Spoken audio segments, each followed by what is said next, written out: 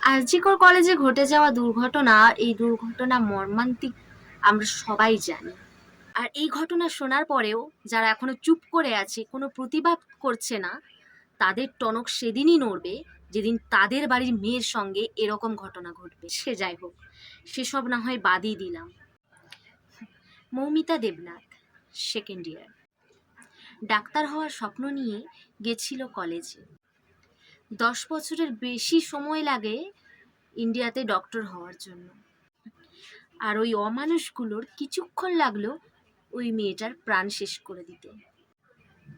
মেয়েটির শরীরে 150 গ্রাম স্পাম পাওয়া গেছে, আর একটা পুরুষের ক্ষেত্রে ম্যাক্সিমাম 15 গ্রাম স্পাম ট্রান্সফার করা সম্ভব। এরপরেও নাকি এটাকে ফ্রেম করা হচ্ছে সুইসাইড বলে। চোখ দিয়ে রক্ত, মুখ দিয়ে রক্ত, ভেজাইনা দিয়ে রক্ত, গোটা বডিতে ইনজুরি। এরপরেও প্রশ্ন উঠছে, এত রাতে মেয়েটি একা কি করছিল?